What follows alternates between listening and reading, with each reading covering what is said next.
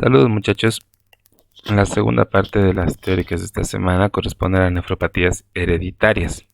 Entonces vamos a describir las principales nefropatías hereditarias, ya que su frecuencia de presentación, como van a ver, no es muy importante, es muy poco frecuente, pero sin embargo tenemos que conocer la clínica de las principales enfermedades. Y una de las más importantes es el síndrome de Alport, que es una patología sistémica que afecta a las membranas basales y se manifiesta en forma de hematuria, proteinuria e insuficiencia renal progresiva, además de sordera neurosensorial y alteraciones oculares. La prevalencia es de un caso cada 5.000 habitantes y constituye la causa de enfermedad renal crónica terminal en 1 a 2% de los pacientes en tratamiento sustitutivo renal en Europa y en un 2.3% de los pacientes trasplantados en Estados Unidos. Entonces la prevalencia, como se darán cuenta, es muy bajita. Se presenta bajo un patrón de herencia de la enfermedad ligada a cromosoma X, la autosómica dominante y autosómica recesiva.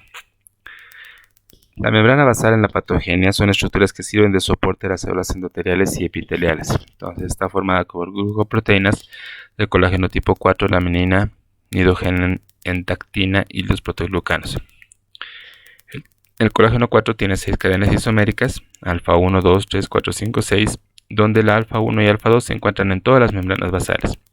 En cambio, la alfa 3 y alfa 4 se encuentran en la membrana basal glomerular, membrana basal de la cóclea, membrana basal de cristalino, en la membrana de Semet y membrana de Burch, pero están ausentes en el mesangio, en la membrana vascular y en la membrana basal epidérmica.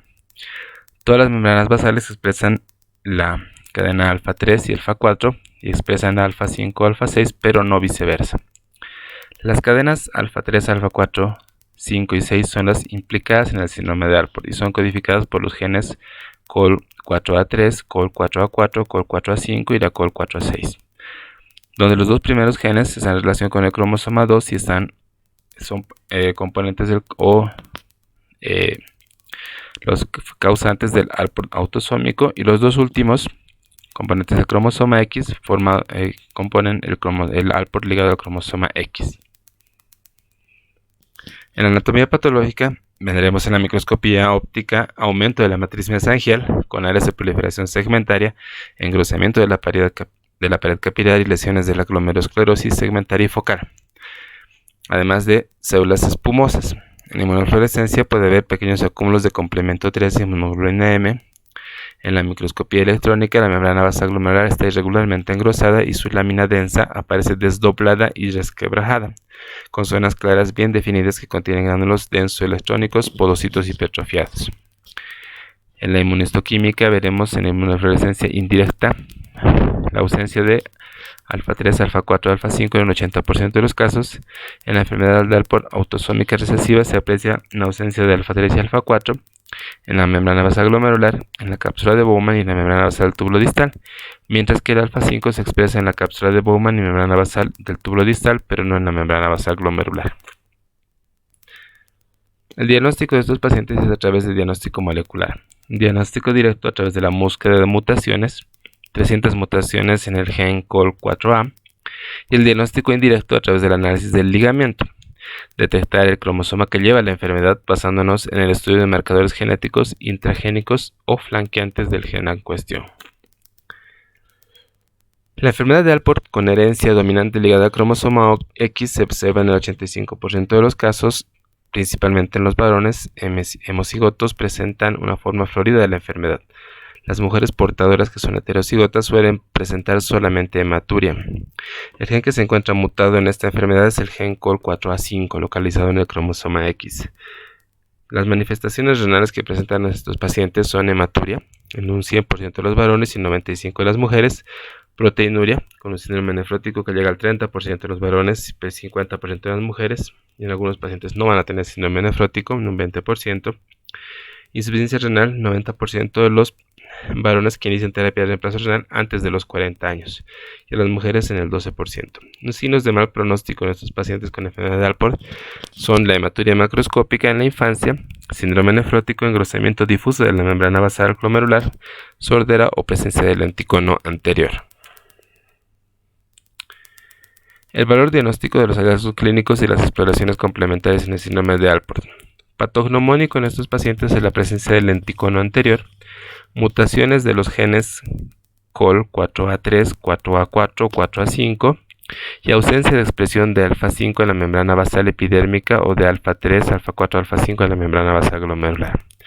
Muy sugestivo de la enfermedad, manchas amarillentas en la retina, historia de erosión corneal recurrente y engrosamiento y laminación de la membrana basal glomerular.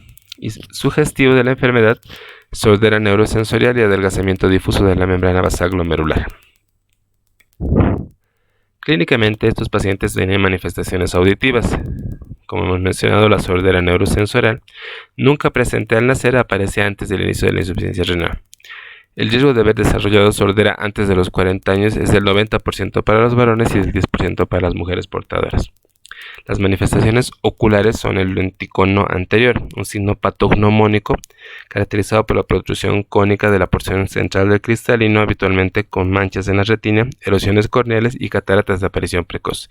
Igualmente, al igual que la manifestación auditiva nunca presente al nacer, en el 22% se observan en menores de 25 años y existe además manchas retinianas de color amarillo pálido, erosiones corneales que condicionan al paciente fotofobia, lagrimeo y dolor. Además, estos pacientes pueden manifestar leiomiomatosis de esófago, del árbol traqueobronquial y genitales femeninos, que se manifiestan con disfagia, dolor retroesternal, además de catarata bilateral.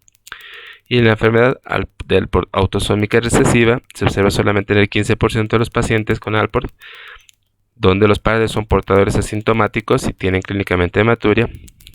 Un 25% el hijo está afectado, 50% es un portador asintomático y 25% en ninguno de los casos. El varón y la mujer son afectados por igual en este tipo de forma de presentación, y la enfermedad de Alport autosómica dominante solamente se observa en un 2 a 5% de los casos. La transmisión normalmente es de varón a varón y afecta por igual a varones y mujeres. Cada hijo de un progenitor tiene 50% de probabilidad de padecer la enfermedad en su siguiente generación. Tratamiento para esta enfermedad: no existe un tratamiento específico estudiado.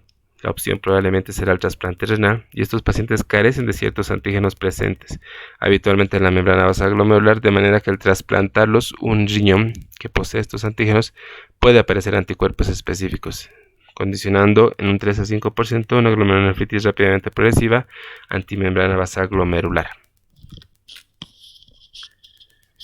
Otra patología congénita es la hematuria familiar benigna.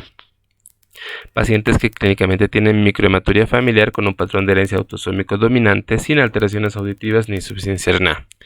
Normalmente en varones adultos en la familia con microhematuria aislada, en la microscopía electrónica veremos adelgazamiento difuso de la membrana basal glomerular y las mutaciones son a nivel del COL 4A3 y COL 4A4 en heterocigosis. La enfermedad por membrana basal fina es un síndrome que engloba todas aquellas patologías, entre ellas la hematuria familiar benigna, que cursan con adelgazamiento de la membrana basal glomerular.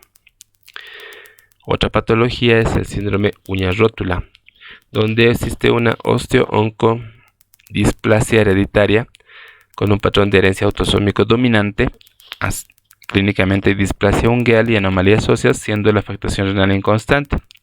Se presenta en 5 a 22 casos por millón de habitantes.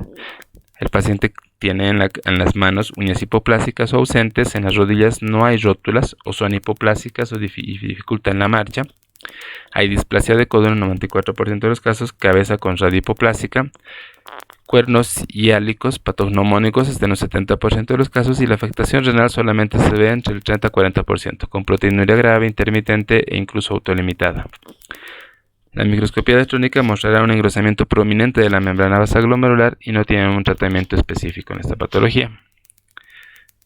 Una enfermedad que sí se ve con relativa frecuencia y podemos sospechar es la enfermedad de Fabry, que se debe a un error congénito del metabolismo ocasionado por déficit de la actividad de la enzima lisosomal alfa-galactosidasa A, transmitido de forma recesiva ligado al cromosoma X, XQ22, y donde se observa característica depósito de glucoesfingolípidos en lisosomas de las células endoteliales y en células musculares lisas del sistema cardiovascular, renal, retículo endotelial, miocárdico y células del tejido conectivo. La incidencia es de un caso cada 40.000 habitantes. Clínicamente, a nivel renal va a haber depósito de glucoesfingolípidos en los lisosomas de las células endoteliales y epiteliales del glomérulo, asa de Henle y túbulos distales. Por lo tanto, manifestarán proteinuria y deterioro progresivo de la función renal, pudiendo progresar a una enfermedad renal terminal. En el sedimento hay células cargadas de glucosfingolípidos que se pueden observar en el microscopio de luz polarizada y puede tener en el paciente clínicamente poliuria e hipertensión arterial. Manifestaciones cutáneas: podrá tener angiectasias con hiperkeratosis a nivel de las caderas, espalda, nalgas, pene y escroto. A nivel ocular, opacidad corneal, alteraciones del cristalino. A nivel cardíaco y cerebral, hipertrofia del ventrículo izquierdo, infarto de miocardio, anomalías de conducción eléctrica, insuficiencia cardíaca, trastornos isquémicos transitorios, isquemia de la arteria basilar, convulsiones, déficit neurológico, dolor, con crisis de dolor lancinante o malestar permanente desencadenado por el ejercicio, fatiga, estrés o cambios repetidos de temperatura o humedad. ¿Cómo se diagnostica? Entre otros casos, otros componentes tendrán alteraciones auditivas y vestibulares, bronquitis crónica, disnea, linfedema de extremidades inferiores y diarrea episódica. El diagnóstico es a través de la clínica, mala exploración oftalmológica y la demostración de actividad baja o ausente de la alfa-galactosidasa A en los leucocitos periféricos o en cultivo de fibroblastos. El diagnóstico directo se realizará a través de la búsqueda de mutaciones o indirecto a través del análisis del ligamiento. Una mujer portadora puede manifestar que el 50% de sus hijos varones está afectados y el 50% de las hijas son portadoras. El varón afecto, los hijos serán sanos, pero las hijas todas serán portadoras. Entonces, normalmente en esta enfermedad las niñas o las mujercitas son las portadoras y los varoncitos son los que tienen la enfermedad o son los afectos por la enfermedad. El tratamiento en estos casos es utilizar bajas dosis de difenilidantoína y carbamazepina por el compromiso neurológico que tienen, antihipertensivos, antiagregantes plaquetarios, y en la afectación renal probablemente cuando el compromiso ya sea crónico, prescribir al paciente su terapia de reemplazo renal, sea tipo diálisis o un trasplante, y el tratamiento de reemplazo enzimático con algacidasa beta o algacidasa alfa, endovenoso cada 15 días de por vida, porque es un déficit de esta enzima lo que tenemos en estos pacientes. Otra enfermedad es la enfermedad de von Gierke, una enfermedad por depósito de glucógeno, donde hay 12 tipos de esta enfermedad, siendo la tipo 1 la que afecta al riñón. La incidencia es de un caso cada 100.000 a 300.000 nacimientos. Se hereda de forma autosómica recesiva y existe un déficit de actividad de glucosa 6-fosfatasa en hígado, riñón y intestino, con exceso de depósitos de glucógeno en estos órganos. Clínicamente, estos pacientes van a obtener hipoglicemia por un cortisol incrementado, en un estado de hipercorticismo, retraso mental, lo que se denomina la cara de muñeca, mejillas prominentes, extremidades delgadas en proporción al resto del cuerpo, talla baja y abdomen prominente secundario a hepatomegalia. En los adultos va a haber hiperlipemia, estetosis hepática y alteración plaquetaria. Además, existen depósitos de glucógeno en los túbulos proximales y distales, por lo que el paciente va a presentar aminoaciduria, glucosuria, fosfaturia, acidosis tubular distal, hiperuricemia, nefrolitesis y nefrocalcinosis. Pueden tener una forma de presentación como glomerulosclerosis focal y segmentaria debido a depósitos de glucógeno en la membrana basal glomerular. El tratamiento: evitar hipoglicemia en la infancia y el trasplante hepático con recuperación de la función enzimática en estos pacientes. Otra enfermedad es la deficiencia familiar de lecitin colesterol aciltransferasa. Se hereda de forma autosómica recesiva. El gen causante es el cromosoma 16q22.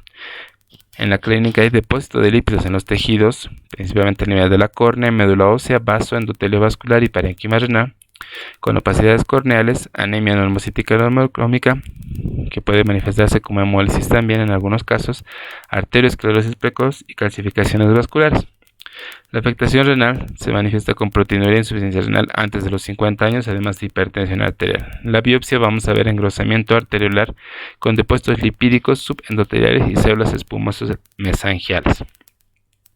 El diagnóstico se hace por opacidades corneales y el perfil lipídico con una deficiencia de la HDL y ApoA1 en plasma, además de una actividad de la lecitin colesterol aciltransferasa por métodos analíticos. El tratamiento es a través de terapia génica y trasplante hepático y renal. Otras enfermedades por depósito tenemos a la enfermedad de Gaucher, donde hay un déficit de la actividad de la beta-glucosidasa y acúmulo de glucosfingolípidos en células del sistema reticular endotelial. Existen 3 variedades, 3 subtipos. La afectación renal se observa en los tipos 1 y 2. Hay depósito de las células de Gaucher en el glomérulo e intersticio y clínicamente tienen proteinuria especialmente si han sido esplenectomizados. Otra enfermedad por depósito es la enfermedad de Refsum por déficit de la beta-hidroxilasa del ácido fitánico. La acumulación de este producto produce daño tubular. La nefrocialidosis es una glucoproteinosis que cursa con síndrome nefrótico congénito en estos pacientes. Gracias.